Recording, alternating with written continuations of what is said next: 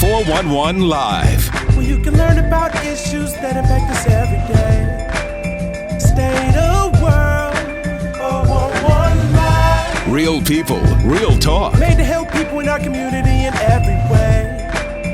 For your girl, 411 Live.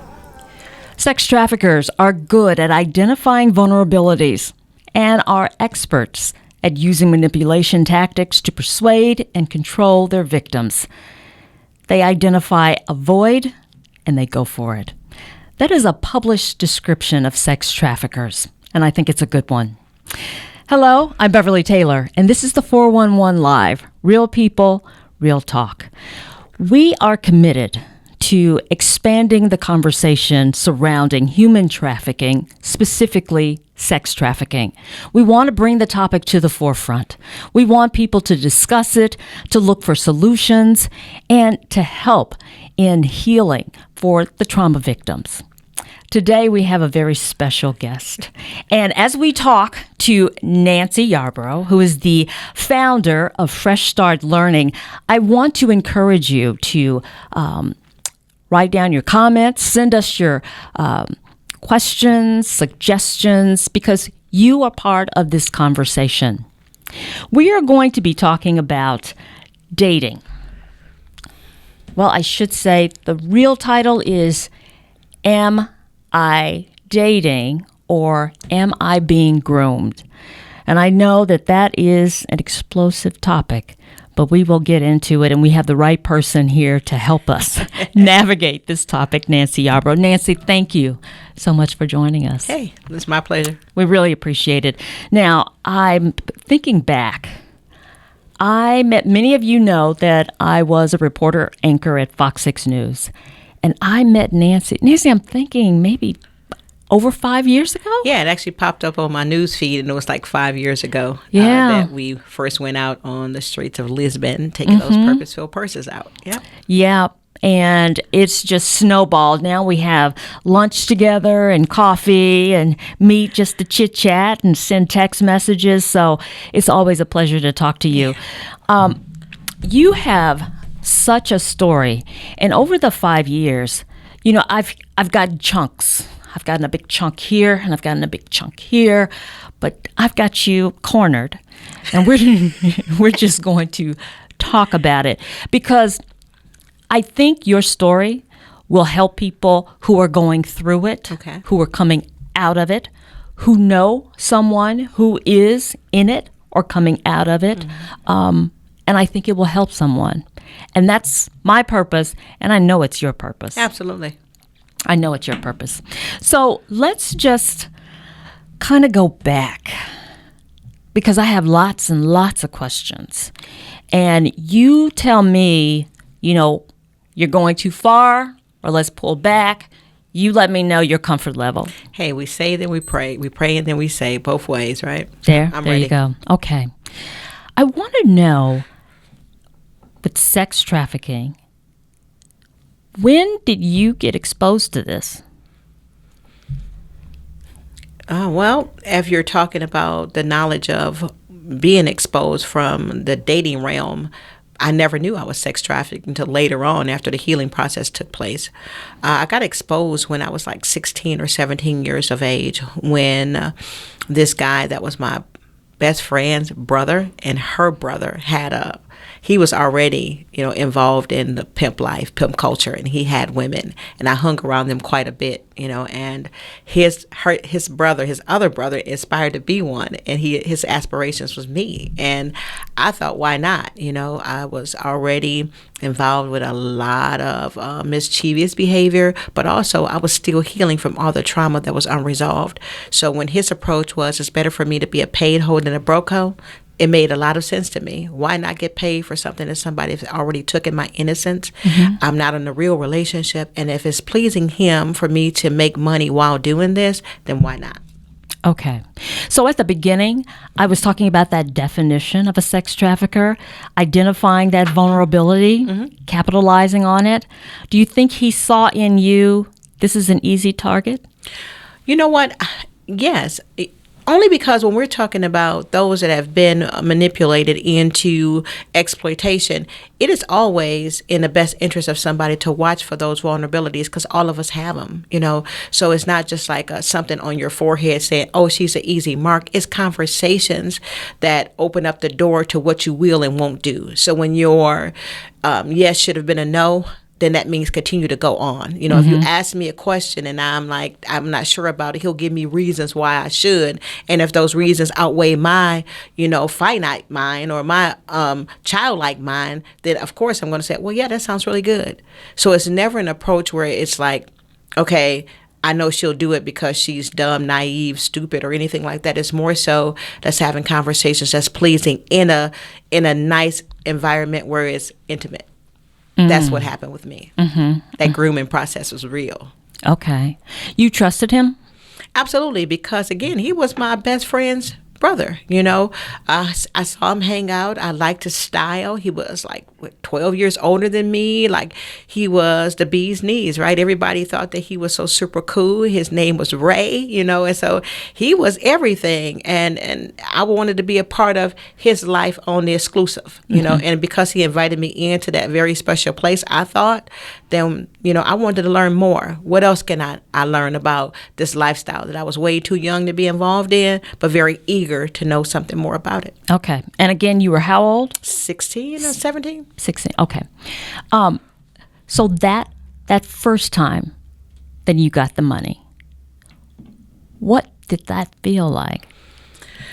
You know what? It was my first encounter was doing truck stops. So his brother's girlfriend actually showed me how to work the truck stops, and they called us lot lizards out there, and we would learn how to do CB conversations, and then get in the truck. And of course, it was fear first, because I didn't know what to expect.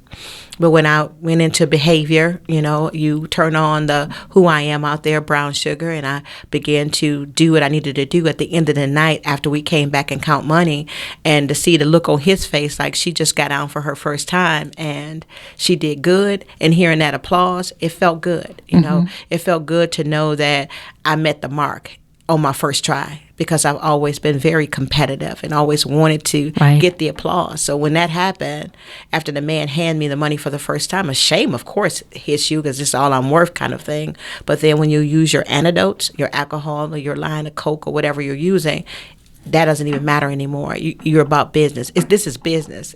And that's how you keep your mind where it needs to be. It's business, period. That was my other question is, what do you do to your mind to get through it? It's business. It's nothing but business. It has nothing to do with feelings, catching feelings, emotions, or anything. And if you are not, I have never met too many people that are able to go head on in this without having some kind of antidote to keep them, from feeling those kind of feelings. And mine happened to be cocaine and alcohol and some marijuana. But at the end of the day, you turn into this whole alter ego.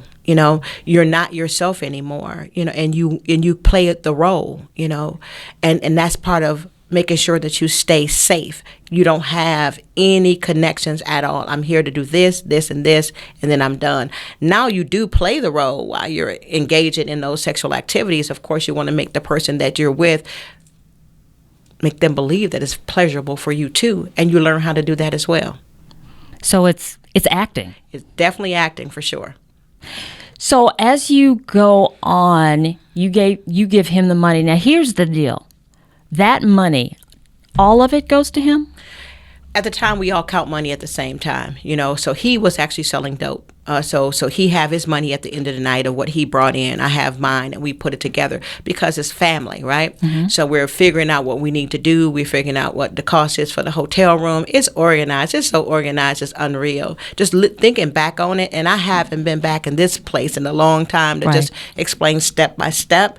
But we count that money together. We figure out what we need to do for gas money, for food, for hotel stay, for outfits, for whatever the case may be, and then for his extra income to floss, or to re-up or whatever. It was all counted out in the cumulative. We were together, so we don't have split money. If I needed anything, he got me what I needed. If I needed to have some money on me, say if he needed to go back to Rockford, because that's where they were from, he would leave enough money for me to take care of my food and other items that I might need. But anything that I made while he was gone, it had to be accounted for. So that separate pile of money he gave me before, kind of like an allowance, before he left, that's what I get to spend. Nothing of anything else that I accumulated while he was gone. Wow. And you abided by that. You didn't keep a little stash to the side? I didn't need to, because I felt like he was being straightforward with me, and he showed me all he had at all times. And there was nothing that I couldn't get when I needed it. So it seems like a fair exchange is no robbery. That's what the word was always said. And that was ingrained in you. A fair exchange is no robbery. Why fight against family? His family first, and all of that. So that grooming process and that thinking that you're really dating this person is very real. That intimacy and that intensity that actually happens is super, super, super at an all-time high, because you don't ever come down from wanting to get those applause. Oh, you did good, baby. This is my baby right here, and the B word and all these other words and those endearing words that are not endearing, but to you want to hear them. Right. And especially if you beat his brother's girl by making money. And she was a Caucasian girl, and I was on her turf, and I came back with more than her. It was kind of like a time for us to, applaud, just like you would at a Packer game. That's the winner, I'm the thoroughbred. I'm that girl to get that money. That's old live wire right there. All that kind of stuff was permissible, and it was acceptable because that's what your heart wanted, to feel loved. Did your family know? I don't believe that they knew what was really going down when I left out of town, because it was just like weekend at first, They knew my best friend, and she was quite a bit older than me, too. The questions that actually happened later on, they kind of knew that I started being more addicted to drugs and alcohol. I had a son at that time as well, and my mom and my sister would watch over my son. But I would be like, I'm going over for the weekend and go hang out and I'll be back or whatever. As long as I paid what I needed to pay, it wasn't really that many questions that I think should have been. But at the time, my mom was working. She was doing her own thing. My sister had her own life with her children. So it's kind of like what they say, hidden in plain sight. It truly is hidden in plain sight. Right. How did you keep yourself from getting pregnant? Was that a concern? Not really, because the first rule of the game is to talk them out of talking them to get in, right? So you wanted to do more oral or more, pretend and more role play than you wanted to extend the fact of it's time for you to, to get in and be intimate that way. And especially if you had the guys that didn't really want to, but they wanted to because they had already started using the drugs with you, and then they couldn't, right? So then you played on that too. So any angle that you could do to not have that real intimate moment that you wanted to save for your man when you got home, that was stories to tell when you got back. Yeah, I talked that nigga out of blah, blah, blah, blah, whatever. And those are triumphant moments as well for those that are in the life. Some of that flat backing and what people talk about the most, that's not even the top part of what we do. Worrying about getting pregnant? No, because again, you're not thinking of any of those things. Right. You're not thinking about STDs, STIs, getting pregnant, getting killed, getting shot, none of that, because you're in a cloud, You're somewhere else doing business. Okay. Yeah. Okay. We're going to take a break. We're going to come back, get back into this conversation because it's getting deeper. Stay with us.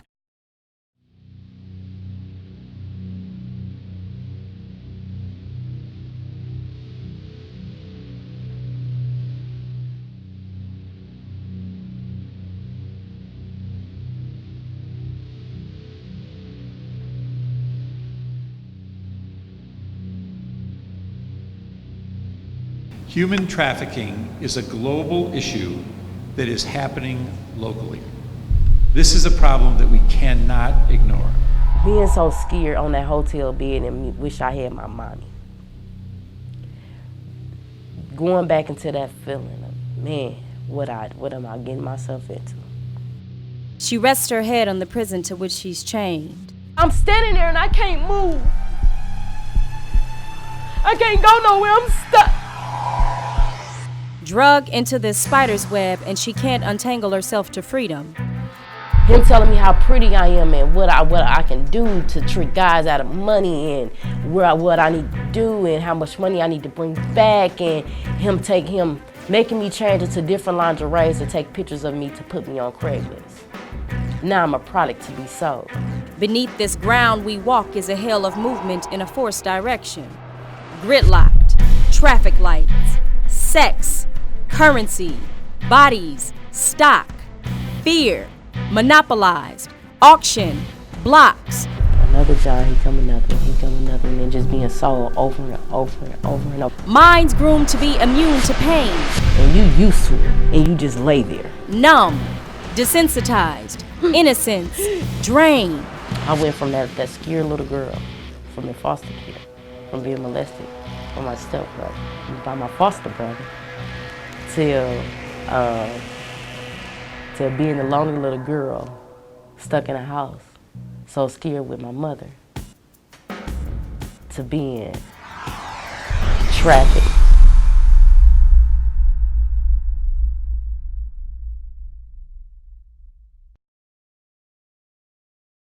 Welcome back to the 411 Live. We are continuing our discussion with Nancy Yarbrough. She is the founder of Fresh Start Learning, and we're talking about the whole grooming process and the sex trafficking trade.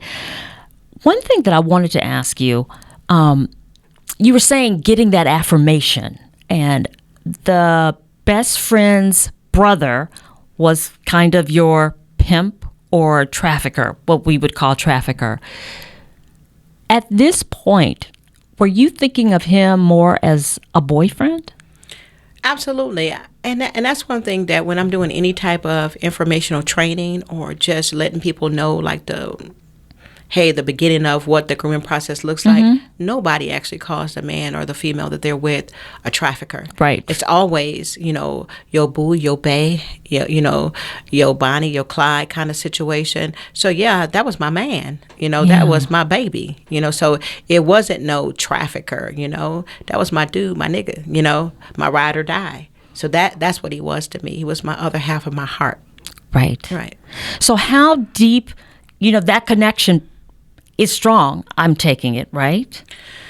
It's surface level strong, meaning that because you have a hidden agenda yourself. By that time, I was hooked on cocaine and alcohol as well, and he was a supplier. So instead of going to the middleman, I had the man. So it was a give and take situation. So the bond was as strong as the money, Right. And I found that out later. But however, him and I, we got along really good, and he was somebody very special to me, for sure. Right. So you're out there. You are not, intercourse is not the aim while you're out there. That's reserved for the boyfriend, right? Yeah, intercourse takes place for sure. You can't get out of every situation, but the main goal is just to accumulate as much money as possible in the time frame that they have with you. But the objection is not to have if you don't have to. Right. And most of the men that I had interactions with, especially my first couple of months out there in the truck stop, was mostly oral, or they just wanted somebody to do the playing with or manipulating of their organ and some things like that. Right. And some of them just wanted to talk, which is a strange thing, but they did. They wanted to talk about things, just wanted you to sit up in their truck in their bed naked and let them just touch you. So it was all kind of different ways in which to fulfill their fantasy. Right. And you were that fantasy. So whatever it was, you were willing to do it for the sake of the end of the night. So you get into this, 16, 17. When do you say enough is enough? You know what? I don't think that I would have myself ever said it was enough as long as it was good, right? Until one day I was super high, like I'd been up a few days, and I went out to do our normal, at the truck stops trying to make money, but I was too tired. I wasn't coherent. I was, and then one guy I got in the truck with, he was like, you need some rest. Why are you out here anyway? So he became that, that breadcrumb of love that God sent through my whole journey, right? He was like, you need to get some rest. Now, I don't know this man, I'm thinking, it's time to get in this truck and do business or what have you. I'm going to make it through, I'm going to muddle through or whatever.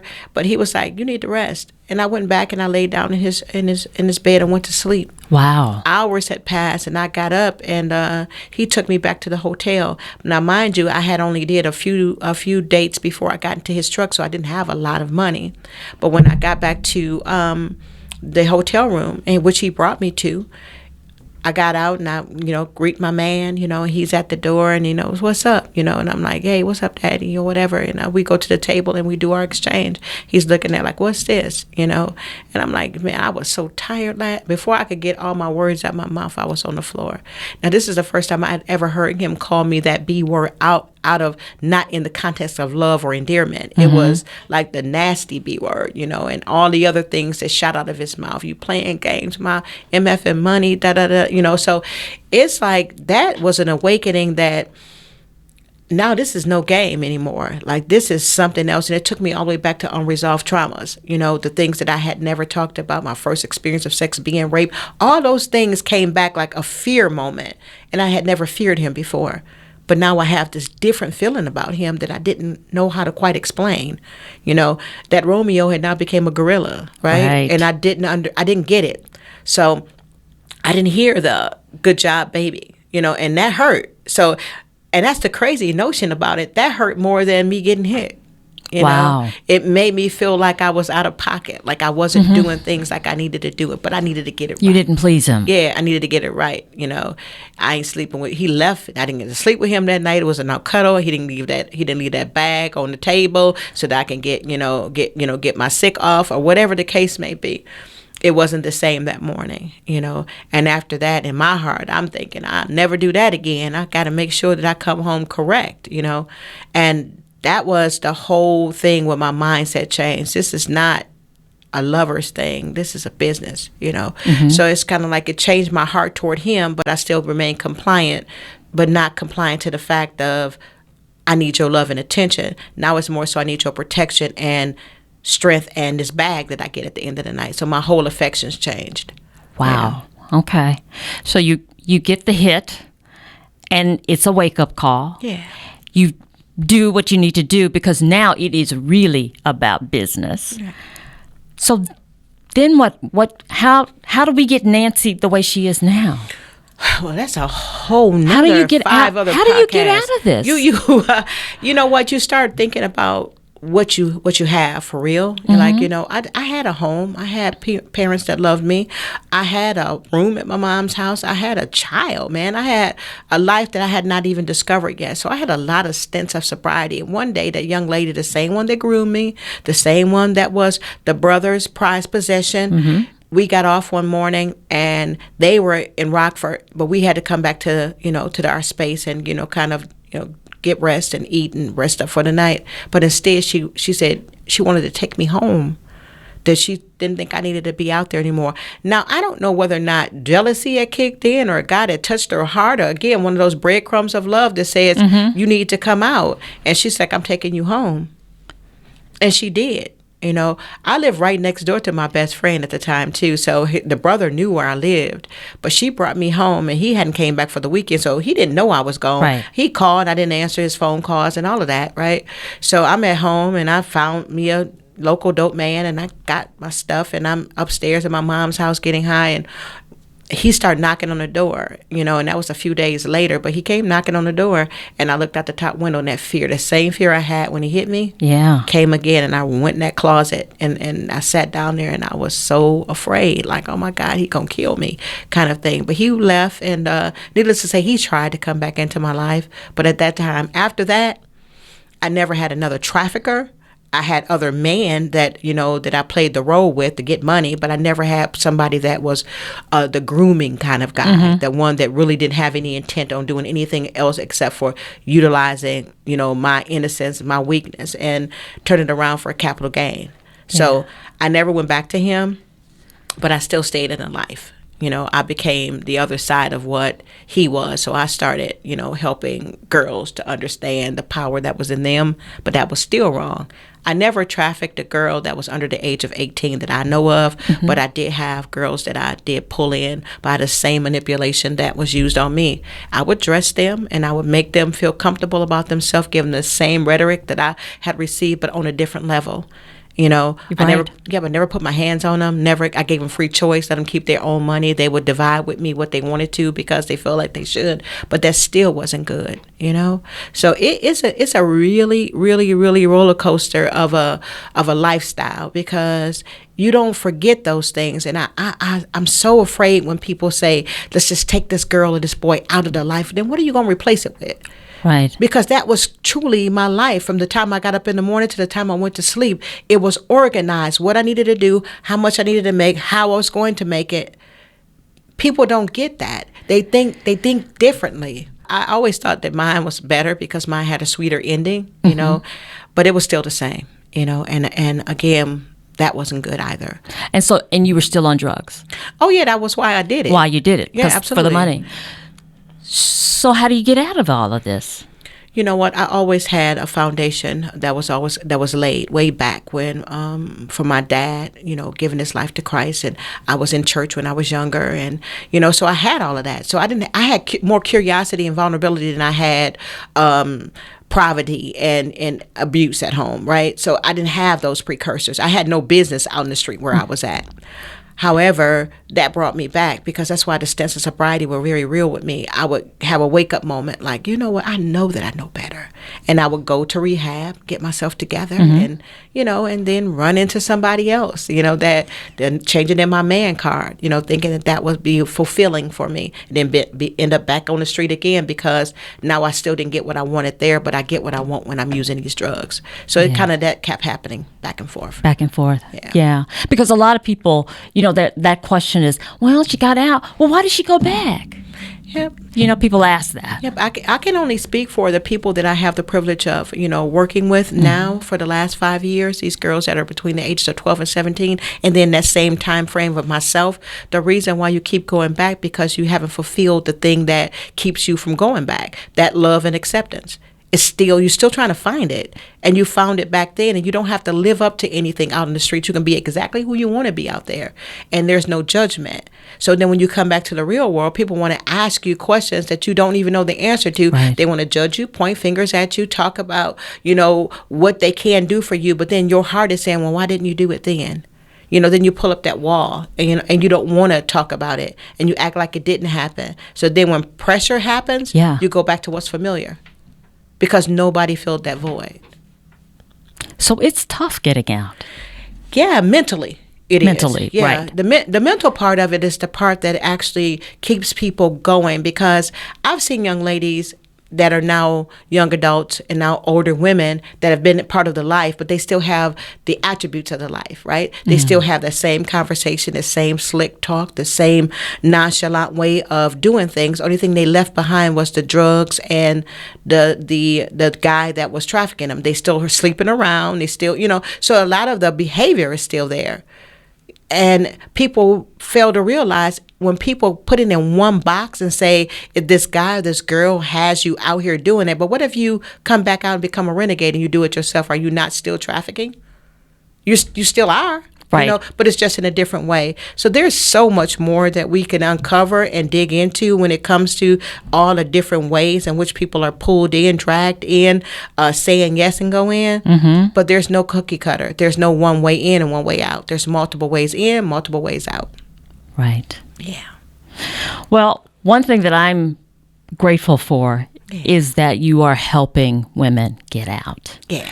Women who have made the decision physically, you are helping them mentally, and you're really helping them physically too. Yeah. You know, because they need a place and they need direction, and you're providing that now. So I thank you for what you're doing. Every time I talk to you, it's like a new program, a new step, a new journey, something. You know, you keep coming up with things that are really helping people, helping women, mainly women, but men are involved in this too. Absolutely. You're helping a lot of people.